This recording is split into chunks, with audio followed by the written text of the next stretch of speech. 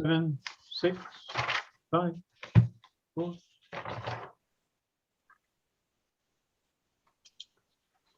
Good afternoon, everybody. My name's Mick Napier, and I'm speaking to you on behalf of Scottish Palestine Solidarity Campaign, one of our regular weekly Sunday afternoon broadcasts, Sunday 60 Minutes, where we look at some items in the news and try to delve a little bit more deeply. And today we have three excellent guests. We're going to look at Israel's threats to attack Iran for possibly sometime in the future having a nuclear weapon. We're going to look at the JNF, who may be in Glasgow for COP26. Michael Kalmanovitz from IJAN, the International Jewish Anti-Zionist Network, will be telling us about a double horror underneath the JNF Memoria forest. The National Trust for Scotland has taken down a post by some young people which claimed that Palestinians were driven from their homes by force. Omar Shamma's family were driven from their homes by force, and he'll be talking about his family, their history later, and why the behaviour of the NTS, the National Trust for Scotland, is an utter shame and cannot be allowed to stand. First off, we've got Ronnie Barkin, who's just by chance, it just so happens on this day, it's a coincidence that it's the anniversary of Israel rebutting every attempt to have a conference on a nuclear-free Middle East. But Amina Abdel-Khaliq is going to speak to Ronnie Barkin, an Israeli critic of Zionism, on Israeli nukes. Amina, over to you. Okay, that's lovely. Thank you very much, Mick. Ronnie, it's lovely to have you. I'll just briefly introduce you, just for those who might not know you. You are a conscientious objector, Israeli dissident, peace activist, and you support boycott from within Palestine. So, Ronnie, thank you very much for joining us today. Thank you very much for having me. So I'll just make a start. So recently, Israel's defense minister, when asked in the press if Israel was ready to attack Iran, replied in the affirmative. He said yes. Can you explain a little bit of context around his response? Yes, first of all, we know that Israelis claim and Israeli officials claim that Iran wishes to annihilate Israel. Now, first of all, we have to be fair. Many times Iranian leaders seek to destroy Zionism and the Zionist state, and sometimes they are also referring to it as Israel. When they seek to destroy Zionism and the Zionist state, that in itself does not mean annihilating the state, rather destroying the Zionist oppressive regime. So we have to be fair about that. At the same time, and this is my main message here, let's use the same yardstick across the board.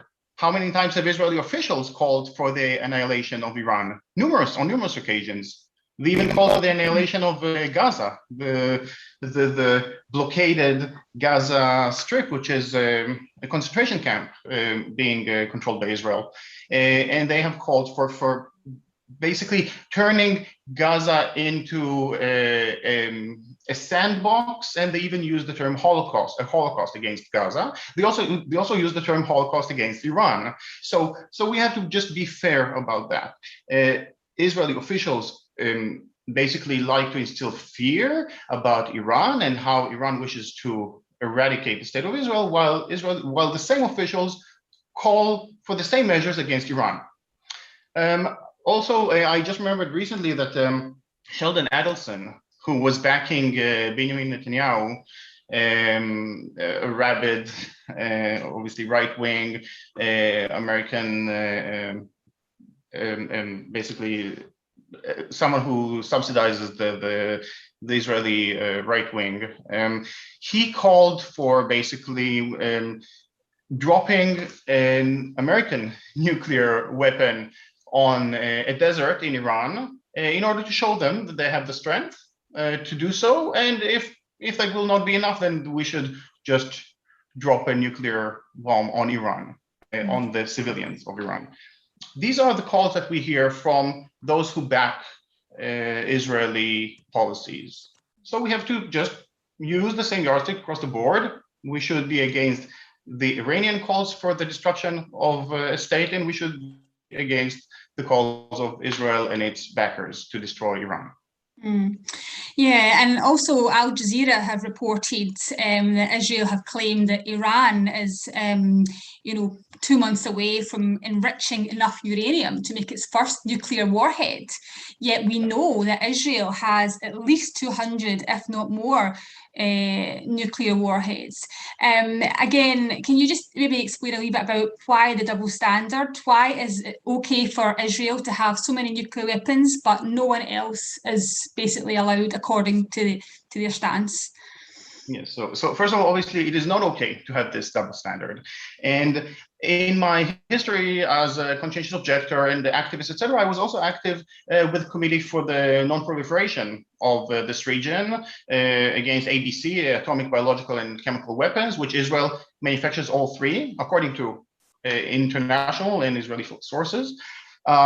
Israel is the only nuclear power in the Middle East today, and it is regarded as the 4th to 5th largest nuclear superpower in the world. So, and this nuclear superpower, which is acting in complete secrecy, there is no, obviously it is not a signatory of the NPT, the Non-Proliferation Treaty. And just because of that, that means that actually the US, which is backing Israel throughout the course of history when it refuses to sign the NPT, the US, according to its own laws, actually is not allowed to sell armed weapons to Israel because it's a signatory of the NPT. So, they work their way around that all the time. So Israel, which vehemently refuses to sign the NPT, has never been under investigation, or basically the IAEA has never looked into its facilities here, nuclear facilities, which are regarded as being very old and dangerous. This is something that already the nuclear whistleblower Mordechai Vanunu alerted us about some decades ago. And at the same time, it is run by people who are unstable, at least. We know that, again, according to international sources, we know that at least twice Israel had fighter jets armed with nuclear weapons in the air. This was during the 1973 war, the Yom Kippur War, and also the first Gulf War with Iraq. Luckily, they never used these weapons, but they have already set that wheel in motion. And this is very, very alarming. This is something that obviously Iran has never done because it hasn't even acquired nuclear weapons. Israel has.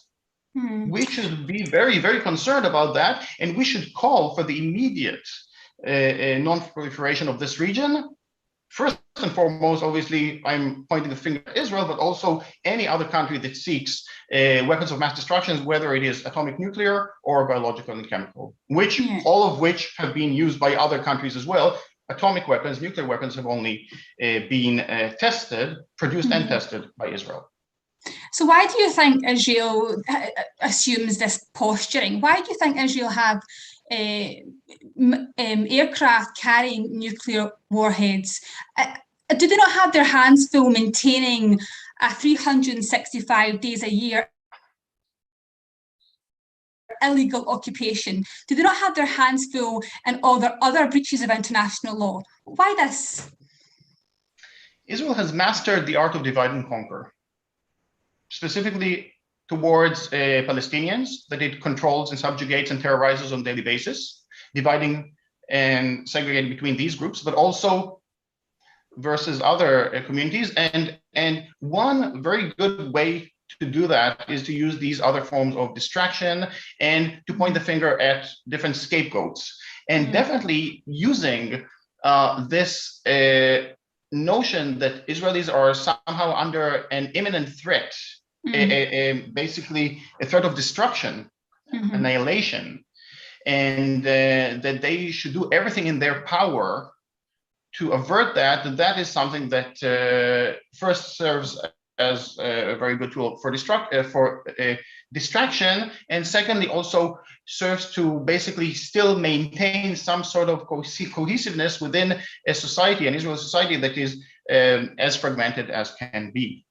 Israel also promotes another thing when we talk about how crazy they are. There is what's called the Samson option. The Samson option, like the biblical Samson, says, okay, if we will be under a nuclear threat, a nuclear attack, we should still maintain the right, whatever right that is, to also throw our nuclear weapons at the attacking state. So not only that we will be destroyed, we will also destroy another country or the entire region. And for that purpose, Israel receives as presents nuclear submarines, nuclear fitted submarines from Germany, for example. Germany, the country that has not learned anything from its dark past, is now supplying the means for not mass destruction, the means for total destruction to a country that is run on the same principle of differentiating between Übermenschen and Untermenschen, superhumans and subhumans, a country that is threatening the entire region. And they afforded Israel as presents nuclear fitted submarines. Nuclear fitted submarines, I have to make a distinction here to clarify what that means. These are nuclear powered submarines that can stay underwater for many, many weeks and months. And at the same time, they have also been specifically fitted in order to be able to carry nuclear and to launch nuclear weapons, according to Israel's request. Okay. So we shouldn't only point the finger at Israel here. We should point the finger at the US, which allows this to happen and protects, shields Israel in the UN, etc., and goes against its own laws and trades, sells arms to Israel against its own laws because Israel is not a signatory on the NPT. We should point the finger at Germany, which gives these presents to Israel, and on and on. We should have, I mean, I should also mention South Africa. Apartheid South Africa has has participated in nuclear experiments with Israel. Israel has basically trying out its different types of nuclear arms in South Africa, in the ocean. And also, we know for a fact, this has been published after the fall of apartheid in South Africa, that the arch criminal and former Prime Minister and President of Israel, Shimon Peres, a person who dedicated his entire life to the manufacturing and selling of weapons, but comes across as some sort of a dovish peacenik, he tried to sell Israeli nuclear weapons to South Africa, and this has been published in South African documents. Okay. So it definitely sounds like there's complicity, you know, around the world from various countries with Israel's nukes. Ronnie, I've got a wee question in the chat here. I'll just read it just as it is. Do you think the danger of Israel using nukes is increased by the rising influence of religious ideologues in the military? I don't know if you've got a comment about that. Religious ideologues in the Israeli army, and they are basically, you know, using and abusing religion in the most sinister ways, because obviously Judaism, like any religion, can be interpreted in different ways. It can be interpreted from peaceful type of religion to something that is, you know, something else. Zealot, yes, zealot in mind. And unfortunately, yes, this is being used, and this is another very serious cause for concern. I would agree with that, because, like I mentioned, the Samson option, for example, the Samson option says, okay, we are going to be annihilated. Now let's also annihilate the other side. This is something that has to be eradicated. This type of thinking is really concerning, and it is part of the whole package. It is part of that type of thinking of the Israeli officials, the ones who, you know, the ones who decide specifically on Israel's nuclear policy, which is a separate group from the rest of it. It's not part of the government. It is, you know, they have their special role. I would direct the audience to one website which is in Hebrew and has a little bit of English. It's called Armageddon with a single D.org.il. This is a collection of whatever has been published in international sources. There's this map here from that website, which shows all the different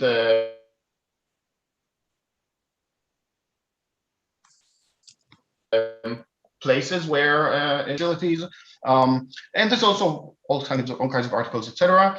And the information is out there. The problem is that the policymakers, both Israelis and definitely the ones who are shielding Israel, are basically doing everything in their power not for this information not to be published and for this discussion not to take place.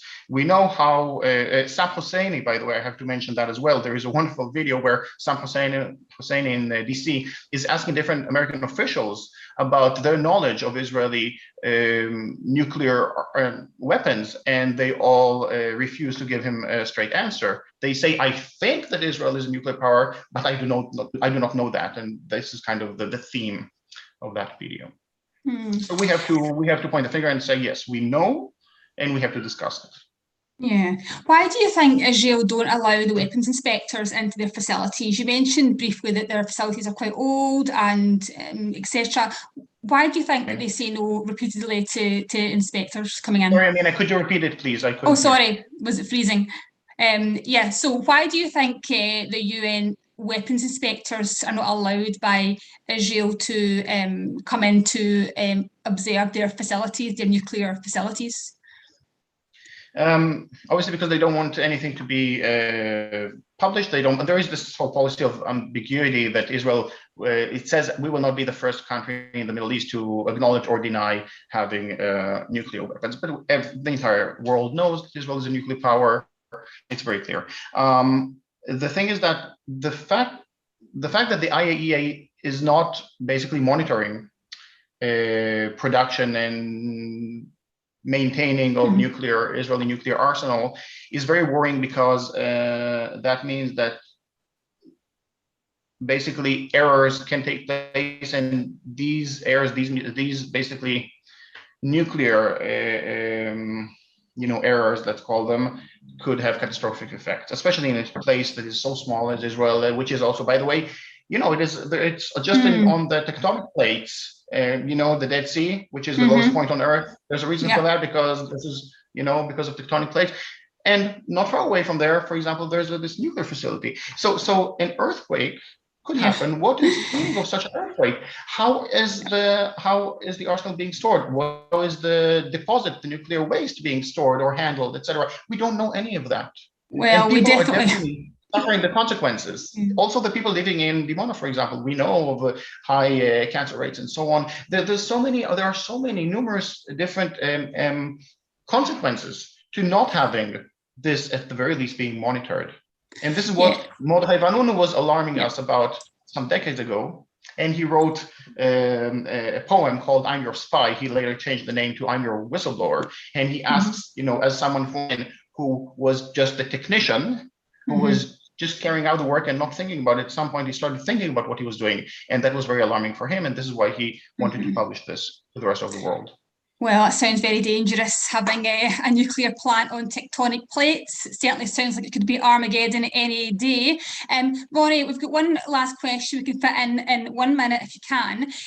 Do you think Israel's threat to use nukes in 1973 succeeded in getting the US to send massive amounts of conventional arms? Yes, I only heard the last part about that Israel's threat in 73 led to sending of mass. Do you think its threat in 73 succeeded in getting the US to send massive amounts of arms? I believe so, but then again, we have to remember that 73 is the only war, only Israeli war that Israel did not choose. All its other wars were wars of aggression, every single one of them, other than 1973, where they were attacked and probably were taken by surprise. And at that time, Israelis genuinely believed that they were about to be gone.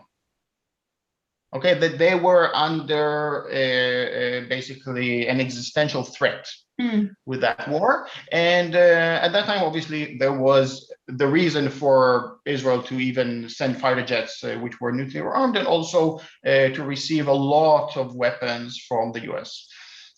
Yes, so I believe that was definitely, that served that purpose. At the same time, I do have to admit that at that point in time, Israel and Israeli officials and the Israeli public did think that they were under imminent threat.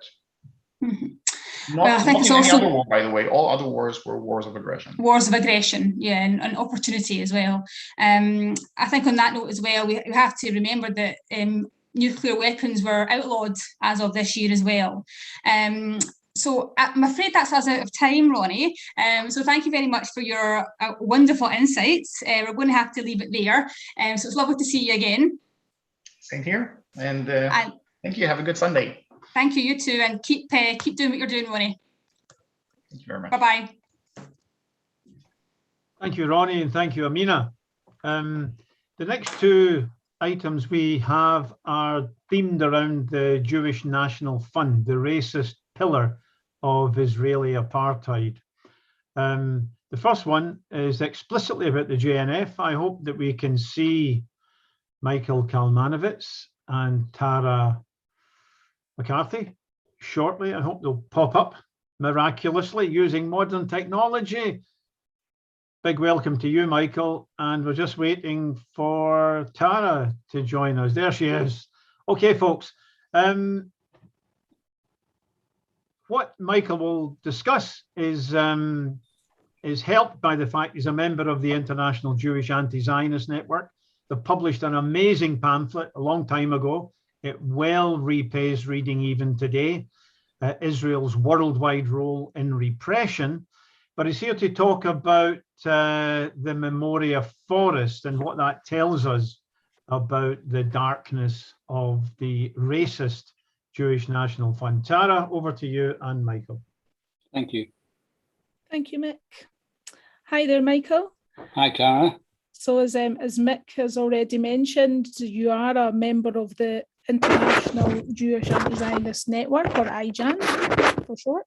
You're also a prominent anti-war campaigner and member of the Payday Men's Network, which works with the Global Women's Strike to support men and women around the world who refuse to serve in the military. So it's a pleasure to have you with me today. Thank you. And also a member of Stop the JNF, which is very pertinent to this discussion. Fantastic, thank you. So yeah, at the beginning of the broadcast today, Mick mentioned what he described as a double horror that the JNF Memoria Forest conceals. I thought that maybe we could start off by speaking about that. Sure. Well, the Memoria Forest was established to supposedly honor the 30,000 Argentinian people who were tortured and disappeared, that is murdered, by the brutal junta that ruled the country between 1976 and 83. So that's the forest. The JNF said of the forest, it's a sign of life. The trees, the scenery, flowers and birds remind us that life continues. But in fact, the forest is really a sign of death. And it is this double tragedy. First of all, the forest was built on the ruins of Palestinian villages, ethnically cleansed by the Israeli state. And secondly, there was a disproportionate number of Argentinians disappeared who were Jewish, and Israel helped arm the killers. So essentially, that's the background to this particular forest.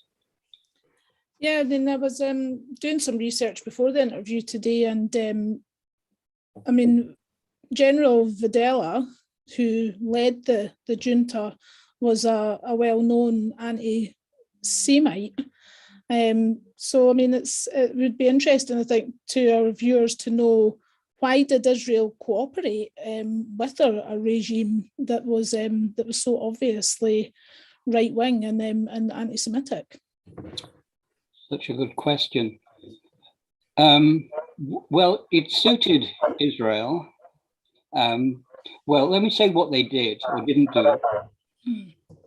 30,000 people killed, many of them Jewish, and there wasn't a word of protest from Israel. What they did is in the Knesset, they refused to debate the plight of Argentinian Jews when they were being murdered. The Jewish agency, the Israeli government, refrained from processing immigration applications from Jews with a left-wing background in order to preserve Israel's business and political links with the ruling junta. So what that means is that Israel sold arms to Argentina worth about $1 billion. So it's a business arrangement. Argentinian officers trained in Israel. Israel advised these torturers on counterinsurgency. So it was, as usual, in fact, Mick mentioned Israel's worldwide role in repression. And it's not just Argentina, it is all around the world. And it includes arming the Rwandan genocide and apartheid South Africa. Israel has a military role in all of this. It's useful to mention at this point the Mothers of the Disappeared, which was an enormous and influential movement in Argentina. They began demonstrating very early in the Plaza de Mayo. And because quite a large number of people were Jewish, there's a number of Jewish mothers who were there, one of whom, well-known Renee Applebaum, said, Jews were killed by Israeli weapons. So it's kind of explicit. Another of the Mothers of the Disappeared, Mary Gutman, said, the Israeli authorities, like their American masters, gave the dictatorship financial, political, and moral support and weapons. Our dear children suffered a double persecution, were tortured by fascist soldiers who made them disappear, and also by fascist Jews who armed the murderers. I think we have to be explicit. Just because it's Israel, it does not mean to say they have Jewish interests at heart. They have Zionist interests at heart, and that is really very different. Sorry, I'm just getting a message there to mute myself, Michael. Okay, I'll ask you another question first of all. I mean, I suppose it's, you mentioned the relationship with America there. America's meddling in other countries' affairs and their sort of relationship with right-wing regimes is quite well known, but maybe less well known is the role of Israel, and as you mentioned, its role in global repression. And how does Israel's role link with capitalist greed, right-wing politics, and maintaining inequalities in societies across the world? Well, in this case and in other cases where the US has been somehow nervous to be expressly supporting fascist and other regimes, Israel has taken that role. It's doing the Americans' bidding for them. And as I say, it's not just that Israel was involved in arming genocides, but it's been involved in arming dictatorships and repressive regimes around the world constantly. It's like it's their raison d'etre. So they've played a terrible role against the movement. Any liberation movement you can mention, you'll probably find that Israeli weapons is there against them, or Israeli training, or Israeli whatever.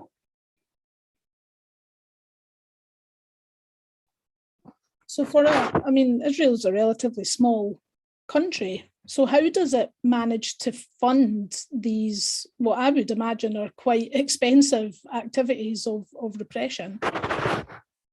Well, they're selling the arms. It's a big industry, and they're selling the arms all around the world. So they're getting paid for it.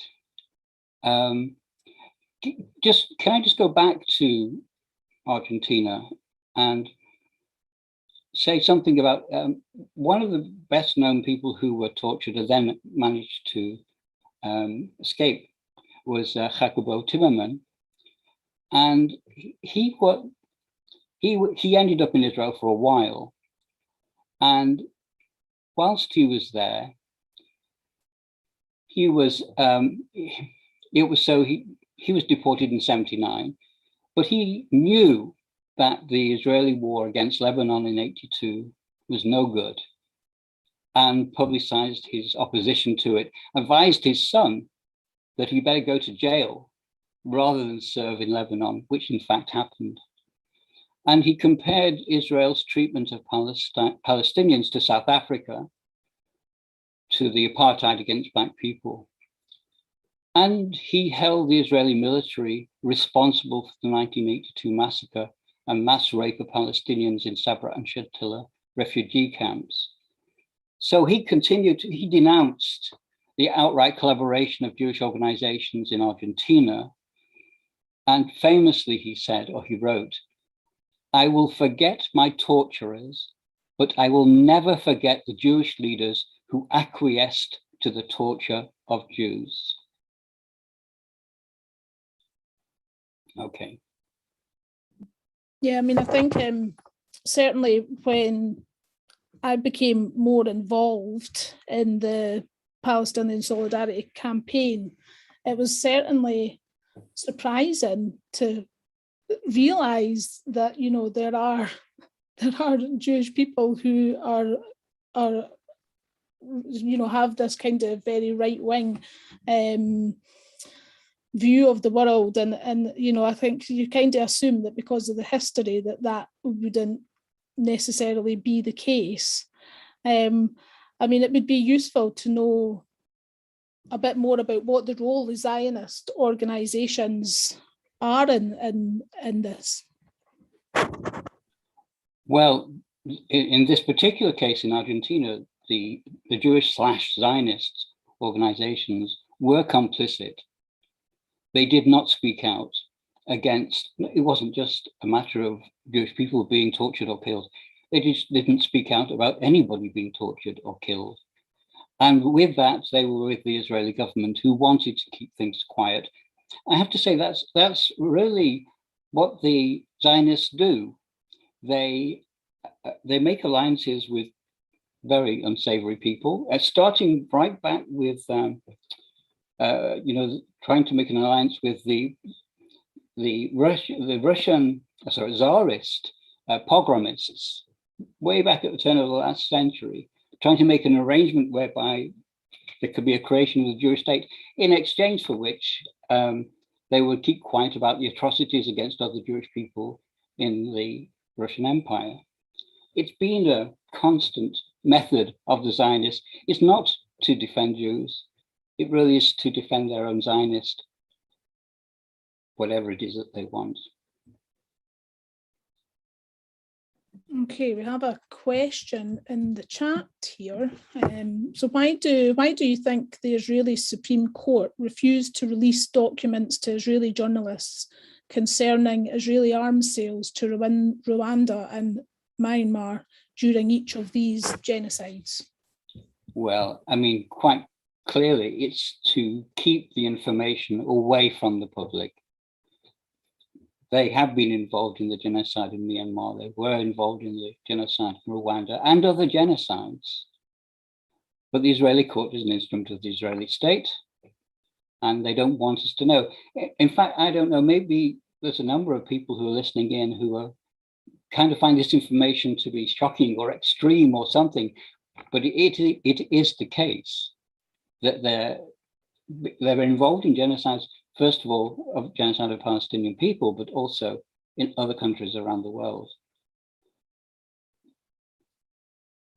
Can I just, later on, I'll put up in the chat the link to Israel's worldwide role in repression, which is in a number of languages, so people can see an astonishing number of regimes where Israel has been involved.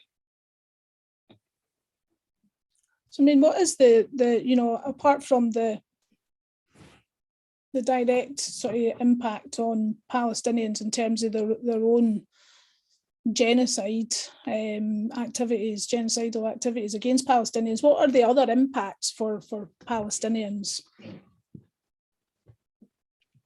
I'm sorry, I don't quite understand the question. So, you know, just from the Israeli, as we were discussing, the sort of its role in global repression, how does that impact on Palestinians?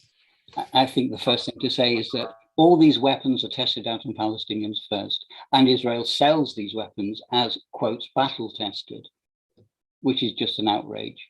So Palestinians are experimented on, essentially, and the Israelis build their weapons based on what they've learned from their destruction of Palestine society, and then they sell them around the world.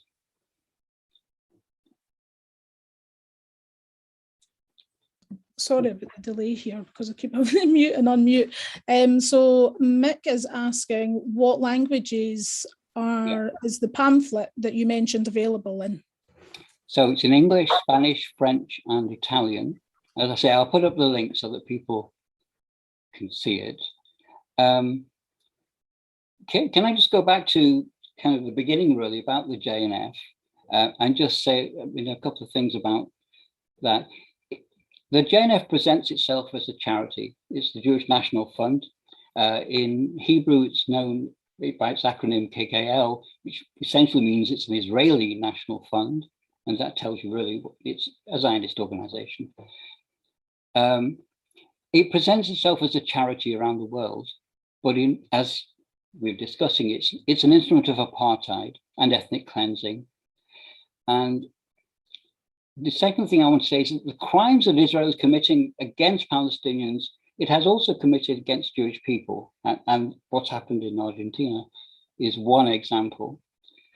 And the other thing, the fact is that the mothers of the disappeared, through their organizing and many other people, won out against the junta. It was the end of the dirty war. And what happened was they went for truth and justice. They didn't go for truth and reconciliation. They got all these generals and these torturers in court and they punished them, which is a fantastic thing for the movement and should be an example for what should happen in many other places. But so for us involved in this discussion, it needs to be a coming together of many movements in order to win. So not just the Palestinian Solidarity movement, which is central, but the women's movement, the anti-military, anti-imperialist, anti-racist, and anti-Zionist movements. We need to come together, and we will be able to tell the story about the Memoria Forest and win in general against the Zionists, which are really no good. So just while we're speaking about the JNF, Michael, what do you think about the JNF potentially attending COP26 in Glasgow this year? Well, it's an outrage, of course. Well, as you know, I mean, the Stop the JNF are organising to be there to oppose the JNF if it's there. There is a declaration that grassroots people can sign to show their horror at the fact of the JNF, an ethnic cleansing organisation, being there. Just go and Stop the JNF's website and you'll find it there. There's no, what can you say about the JNF? They pretend to be a charity, they're not. They are just not. Yeah, I mean, that's the idea of them being an environmental protection organisation of any kind is just ludicrous, really, when you know and realise the real reason for why these forests are being created to cover up these crimes against Palestinians. That's right. I mean, and the British Park, which concerns us greatly, and it is that they're covering up the crimes because there are villages that have been ruined and destroyed and the people dispossessed. But it's kind of a second string to this. By calling it the British Park, they're somehow trying to involve British people to be complicit in this dispossession. And the same is true of the Coretta King Forest, which appropriates the anti-racist legacy of Dr. Martin Luther King in the service of the Israeli state racism. So, you know, it's playing this trick, pretending to be a charity, but actually it's serving its own apartheid interests. all the time. Yeah, it's insidious, really, when you analyse the reality. Well, Michael, that is us out of time. Thank you very much for making reference to the declaration. Of course, we would urge everybody who's watching today to go on to the Stop the JNF website and sign that, and to attend any protests that are happening in November against that. I'll hopefully meet you in person there, because I intend to be there myself. So have you got just any last words you'd like to share before we end? Well, actually, I'd like to do another quote from one of the mothers of the Patha de Mayo, Mary Gutman, because they continued their organizing after the dirty war had stopped and they'd won against the junta. Prime Minister Shamir came to Buenos Aires in 1982, and he didn't want to meet the mothers who had disappeared. And she says, Shamir is a fascist and I'm an anti-fascist. So was my son, who had disappeared, and I'm deeply proud of the revolutionary dreams and struggles of my son. And I think that it encapsulates a lot of what we need to have inside of us to defeat this terrible Zionist regime. No, thank you. It's very moving. Thank you very much for your time today, Michael. It's been really interesting speaking to you. Thank you. Thank you very much, Tara. Thank you, Michael, and thank you, Tara. Final section today deals with the disgraceful cowardice of the National Trust for Scotland in removing the work of a young person who dared to tell the truth by saying, Israel became a nation, 1948. They took more land and pushed out Arabic communities from their homes by force. The idea that the Zionists pushed out Palestinians by force is unacceptable to one anonymous member of the Scottish Parliament, a ragbag of other complainers, and the National Trust for Scotland, a Scottish-wide institution, removed the offending material. It's beyond disgraceful. Here, to make the point concretely about his own family and by extension the Palestinian people, we welcome Omar Shama, a Palestinian living in Scotland. And he's going to be in a conversation with Muna Auset. Muna and Omar, over to you guys. Thank you, Mick. Thank you. Well, Omar is an accomplished business leader, but he has retired and he now spends his time taking photographs of people around the world and on philanthropy. And we're really excited to have you here on the show, particularly as we've had this awful situation where yet again, Israeli censorship, silencing of views, expulsion, these words today, in this case, it's about an exhibition, as Mick had mentioned, that was at the Battle of Bannockburn. Young people simply sharing their experience of protesting over the summer. It was a project for young people aged between 11 and 26. And because somebody disliked the idea that it simply said that the trouble in Israel had flared up again with Sheikh Jarrah, as we know, over the summer, and therefore asked for the exhibition to be taken down because it was considered to be anti-Semitic. Tell me something about that, how that makes you feel as a Palestinian. Well, I mean, it really raised some memories of experiences that I had, and this is nothing new. This has been going on for the last 30, 40 years, and I recall when I was in university. This was a college in the University of London. This was way back in the late 70s, 77 to 1980. And I went to this college called Queen Elizabeth College, part of the University of London. And just by luck, I was the only Arab there. And it was a very strong Jewish-centric college at the University of London. And one of the months of the year, I failed to remember which year it was, but anyway, the university holds what they call International Week. So anyone with any international issues can, it's raised them, there's debates, there's exhibitions and so forth. And so I, with the help of going to the local, then it was called the PLO office, which really didn't provide me much help, as I recall anyway.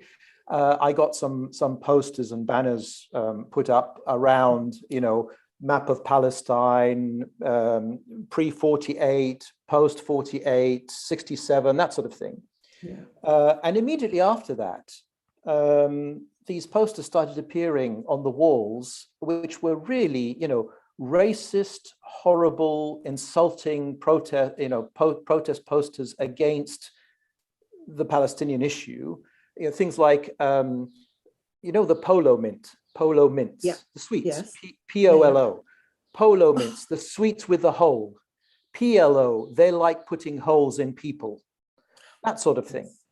And what was worse than that is then I suddenly get called up by the dean of the college to ask me to take down my posters. And I'm saying, well, why should I take the posters down? Oh, well, that's undocumented. It's not factually based. It's undocumented. It's just creating division. You're being confrontational. Nothing was said about these insulting posters put up by the Jewish students in the university. To add insult to injury, I managed to get on loan an exhibit of cultural artifacts from Palestine. So mother of pearl, there was a whole mother of pearl a model of the Dome of the Rock, Palestinian dresses, a Palestinian flag. It's all arts and crafts and things like this in this hall where the international exhibition was being held. And it was broken into, and the only exhibit out of all these exhibits that were there that was completely demolished, they defecated on it, they urinated on it, they sprayed paint on it, and all this sort of thing, was the Palestinian exhibition. When I went to the university to say, how could you allow this to happen? There's supposed to be a locked, I got zero empathy from the university, zero support. So I've been feeling this activity, this pressure, as these poor students have recently felt on their exhibit, for years. It's been going on for years and years. This is absolutely nothing new.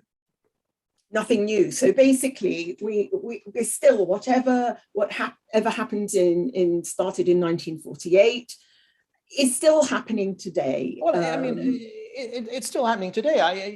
To be told, I got raised, and to be told, being born and raised in England, the Palestinian parents, the abuse that I received and the misinformation and the lies that I've experienced growing up here is just, borders on the absurd. It just shows you the strength of the Jewish lobby in UK politics and also across public opinion.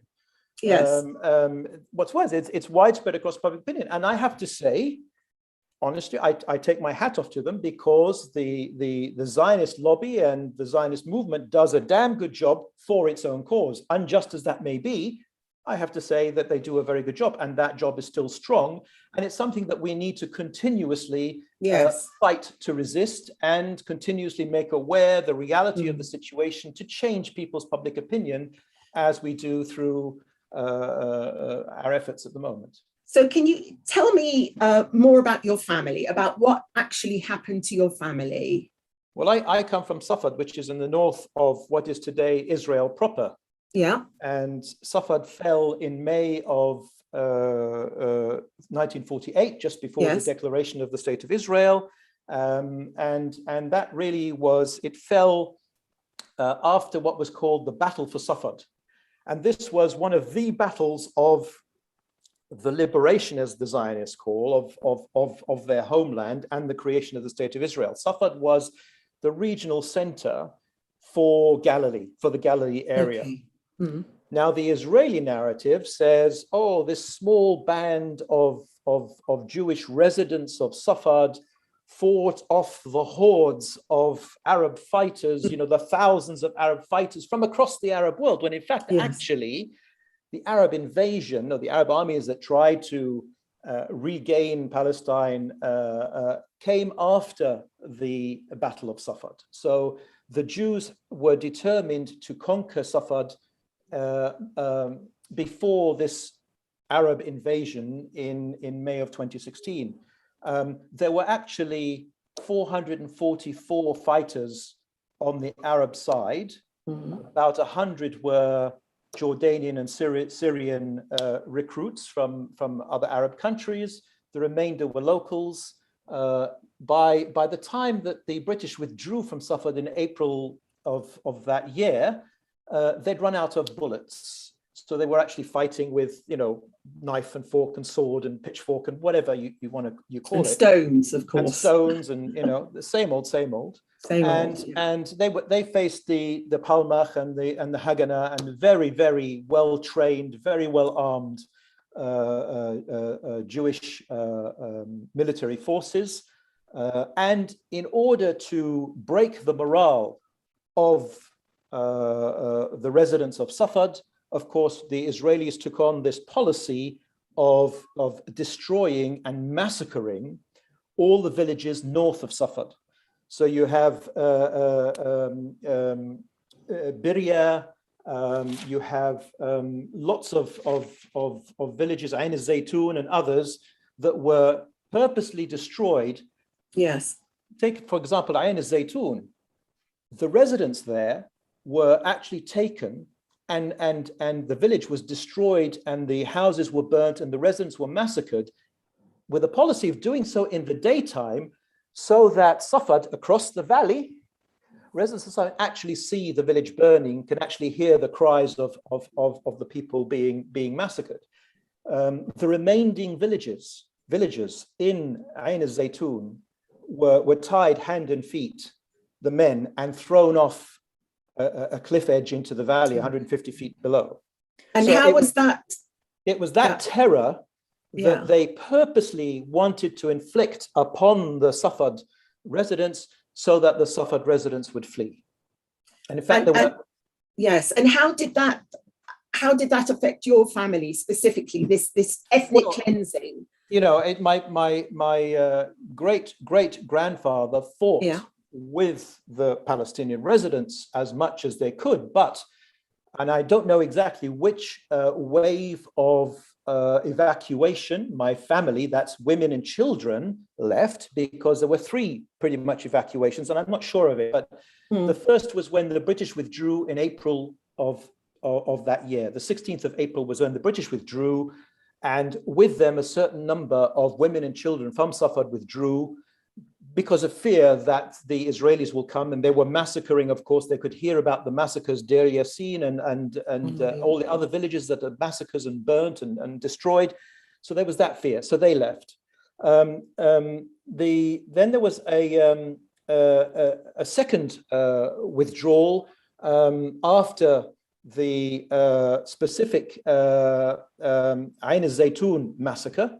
Yes. And then finally there was a third withdrawal during the Battle of Safad. So those were mainly women and children.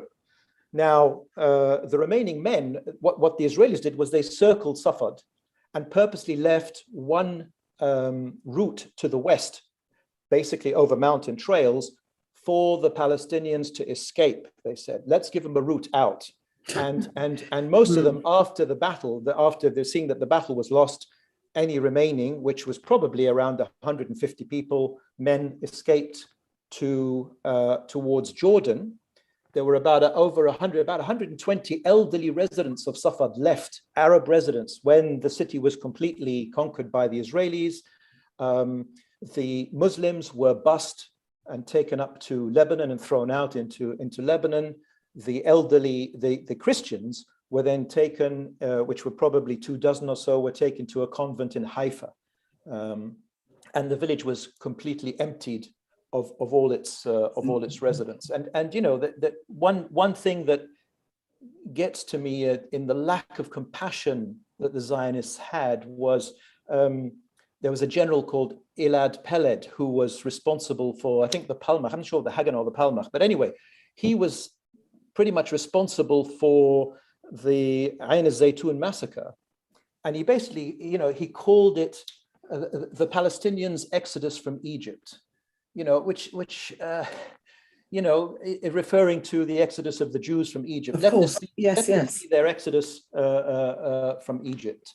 And another interesting point was that the actual Jewish citizens, residents of Safed, the ones that were there, that what I call the Palestinians, who were friends with my family, there were no frictions between the Jews of Palestine and they were Palestinians, Muslims, Jews, Christians, tried to mediate before the final battle between the Zionist forces, the Palmach and the Haganah, and the Arabs, and the Zionist forces. No, it was Yigal Allon, who was the head of the Palmach, said, no, this will fall and we will be victorious and the Israeli flag will fly over Safed once more. So it was completely rejected. Their goal was really to annihilate the Palestinians, destroy all the villages, evacuate Safed of all of its residents, and take it over completely. So where are your family now? Well, one branch of the family, which was obviously, I think, the brother of my great-great-grandfather, was taken to Lebanon. So I have one sort of branch of the family that's in Lebanon. The others moved, of course, from 48 to 67. And then in 67, they moved into Syria, into basically refugee camps in Syria and refugee camps in Jordan. So do you have any family left in Palestine? I have no family whatsoever left in Palestine. The Shama family is completely out of Palestine. It left what we call 48 to the West Bank, and then in 67 it left to Jordan and Syria. And have you had a chance yourself to go back? I went. Yes, I've been there twice. The first time was in 1966, at the age of 6 or 7. We went to Jerusalem and the West Bank, and I remember my father, because we visited the family that was still there. It was 66. It was before the 67 war. So a lot of my family was still in the West Bank. Yeah. We visited them, and my father, I remember him telling me explicitly, remember this well. Remember every view, everything you see, everything you hear, everything you smell, because this will soon disappear. And of course, a year later, it disappeared. It was all gone. That was when I was 6 or 7. And then I went back on a business trip. Actually, I was working for an American company, got a chance to go there on a business trip. And I took some days off, and that was in Israel proper. So it was Tel Aviv, Haifa, and I visited Safed. My poor dad said, oh, please take a picture of our house. And it's a days of film. I took like 10 films of every house in Safed that I could take of. And unfortunately he couldn't see it in the pictures that I sent him, which has now been converted into an artist's colony, so to speak, a tourist village. And what happened? What was your experience there? Because I remember you telling me about what happened to you at Tel Aviv airport. And yeah, I mean, I landed from Switzerland, from Zurich, at the same time as a Pan Am flight was landing from New York. And of course, they had all the music and the dance, because all the wealthy New York Jews are coming to visit, and it's a good chance to impress them. So there was the singing and the music and the welcome home and kissing the ground, and I got flowers put on me, and because you had to walk from the plane to the terminal, yes. And there was only one line, so I was in the middle of this line of basically American New York Jews and myself. Kissed on both cheeks and music. And so they mistook you. They mistook you for a returning Jew. For a returning Jew.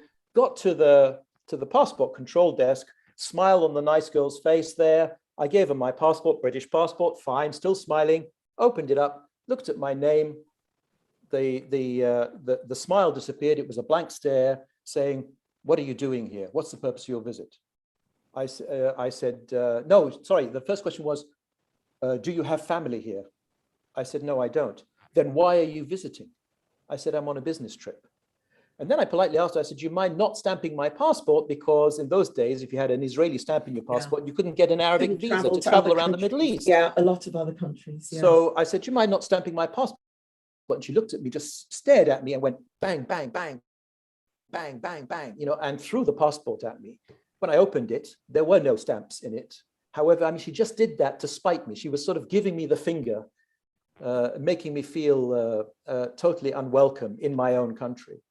There was that was one confrontation I had. I had another confrontation with a Syrian Palestinian who basically attacked me and just said, look, the world is unfair. It's full of the conquered and the conquerors. We are the conqueror right now. You are the conquered. Tough luck. That's basically it. And after insulting me, saying, you're the first educated Palestinian I've ever met. Oh, absolutely awful. I'm afraid we've run out of time. I would, however, I wonder whether you would be prepared to make a short video testimonial to inform people of what the JNF have done in En al-Zaytun, because I think that would be really, really helpful if you could do that.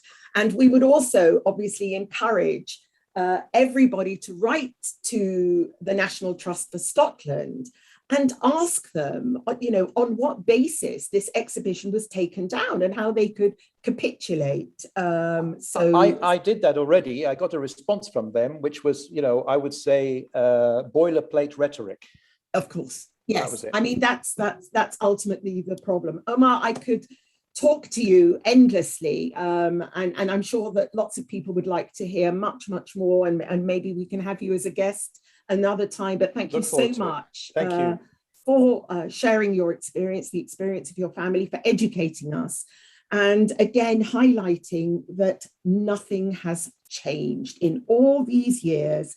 We are still governed by this propaganda from Israel, this great machine that is out there. So thank you so much, my pleasure, Omar, for your time. Thank you. Back to Mick. And thank you, Omar, and thank you, Muna. Friends, just a few final announcements, if I may. Omar's story is true. That's an important thing. So we want you not just to agree with that story, but to pile up the pressure on the National Trust for Scotland. And it's very simple. Let me show you how to do it.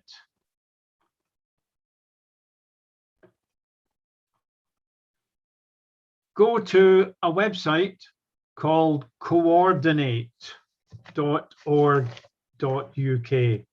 I'm going to use some very advanced technology here in order to show you the website. This will remain in place after the recording is finished, but it's coordinate.org.uk. I'm in it now, and a little bit of a concession to Scottish mythology, but that's all. Stand up for freedom at Bannockburn and take action. I click on the icon and I put in my name. I haven't done it yet, so I'm going to do it now. It's really beautiful. Mick Napier, that's the name. M-I-C-K, autocomplete. Why not? I'll give you my mobile. 075, that's in case SPSC wants to get in touch. Why not the address? There we go. I live in a small hamlet just outside of the small hamlet of the village of West Calder, and the postcode is EH558LH. That's pretty much all there is to it, because now all I need to do is click and send the letter, but I don't want to click it yet because I'm just going to make it a tiny bit personal. And I'm going to say, I have been to Palestine many, many times. But you can say one of my friends is Palestinian. I've just been reading anything personal. I'm angry at the way the Palestinians are treated. It's something like that. And then submit. That then goes to my MP. So, sorry, that goes to the National Trust for Scotland. Yeah, goes straight to the NTS, and you should expect a reply. I'm not saying you'll get one, but you've got a right to expect one. When you do that, this just lets you know what's coming up. There'll be a protest that Hampden Park on the 9th of October.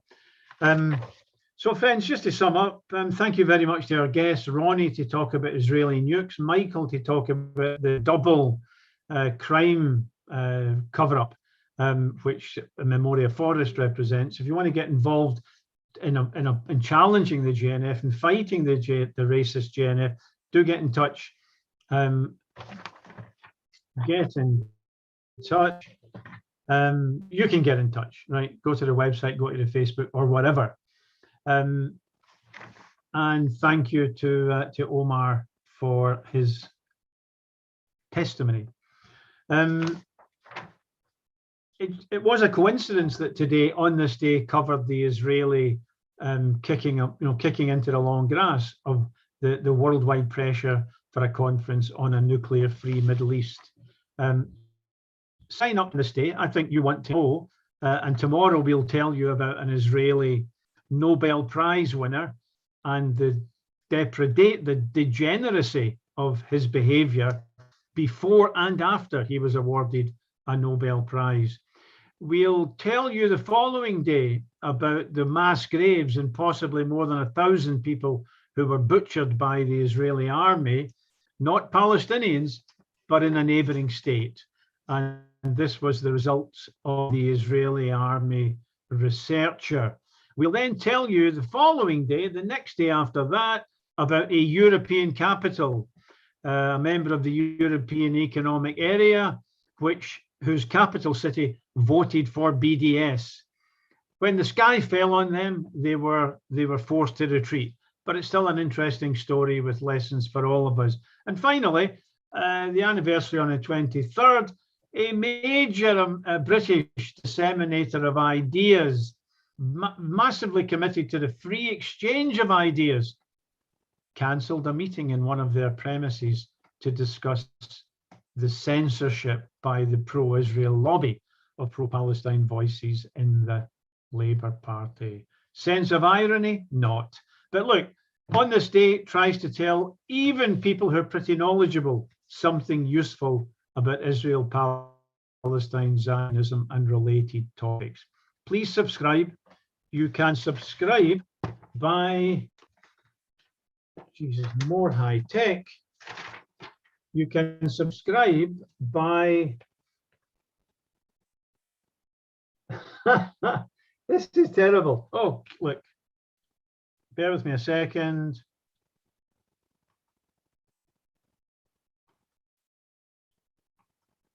That viral, that virtual background's a pain in the neck. Add this number to your phone book, your phone contacts on your phone, and then WhatsApp them to say, please subscribe me to the daily post. It'll be here long after we're gone. I don't mean dead, but after the event's finished. So subscribe to On This Day, and please ask your friends to join us next week. We've got a great lineup again. Please like the page, share it. And if you want to help the Palestinian people, just consume interesting people that we will put in front of you, but do promote the channel. It's 1 hour a week, every week, and we will guarantee to make it as informative as we possibly can. Thanks again to our guests, Ronnie, Michael, and Omar. Thank you to our interviewers, Amina, Tara, and Muna.